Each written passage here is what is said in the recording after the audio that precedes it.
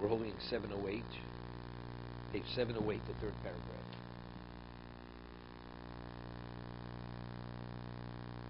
Rei Ochi, he says, discern, my brother, ma ben shnei devorim, the difference between the two things, ma ben shnei inyanim, the two issues. Unetei mimosros olamecho, you should turn away from the excesses of life. It's expression in English. Lean in the, keep it simple. Once you get into the excess, it's superfluous. The initiative should be what you need for the ultimate, to achieve the ultimate objective. It's like a person does deals, and this person is into the into the social aspect of the business. He says, by the way, what kind of credit line do I have when I take out a client? He doesn't even talk about the business. He doesn't say what should be the first thing we should discuss regarding the deal, and how do we do the deal. He's talking about when you take the client out, what kind of wine should you be? How much should you spend? You understand? But that's secondary and thirdly. That's not what we have to discuss right now. So where's the man's head? It's where it's unrelated to what we're talking. What has to be discussed.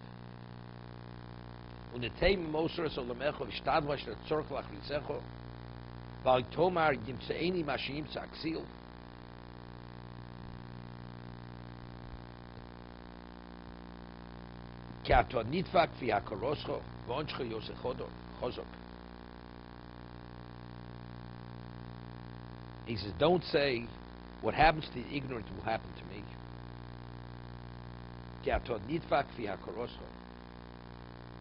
So, understand, a person doesn't know is one thing.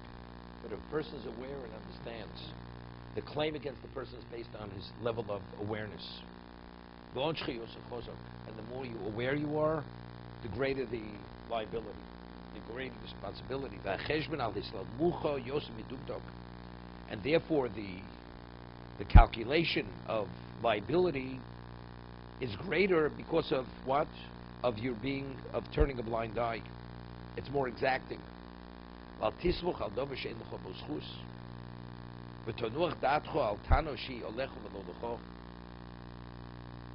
says, don't rely on something that you're not meritorious. People have that. It's going to work out. I'm not worried. I have enough. You have to worry plenty.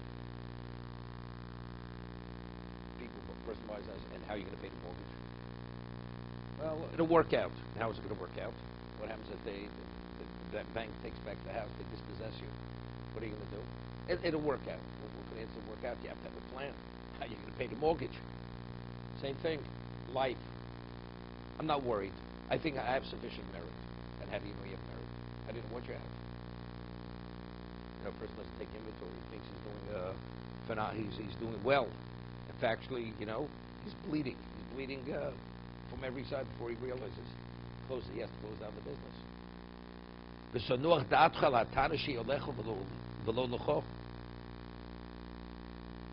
Here, you rely on an argument that's against you, not for you.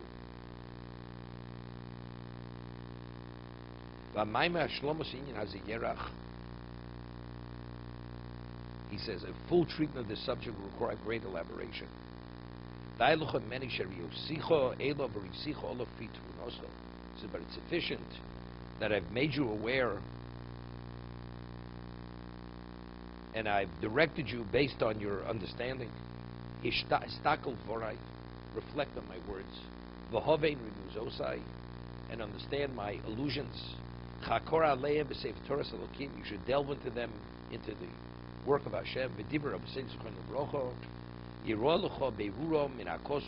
All this will be verified from the texts, from the psukim, the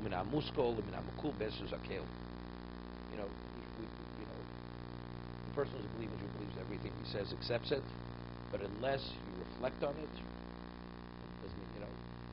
we're going where we're inclined to go. What do we want? Almost subconsciously, right? Automatic pilot, comfort, less headache. That's it. What's going to be later? It's something else. Acknowledgement, ego stroking. What should you want? There's an expression. They use it today. You have to be a certain age group. What am I, chopped liver? That kind of expression. What chopped liver? Walks into a room, nobody looks at the man. What am I, nothing?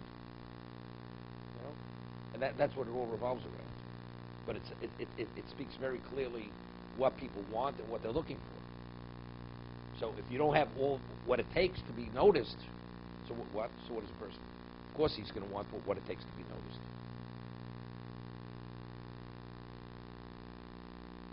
Person goes and he moves into a new building. Says, "Dear penthouse, the view was one of its kind. I could see the smog from 25 miles away.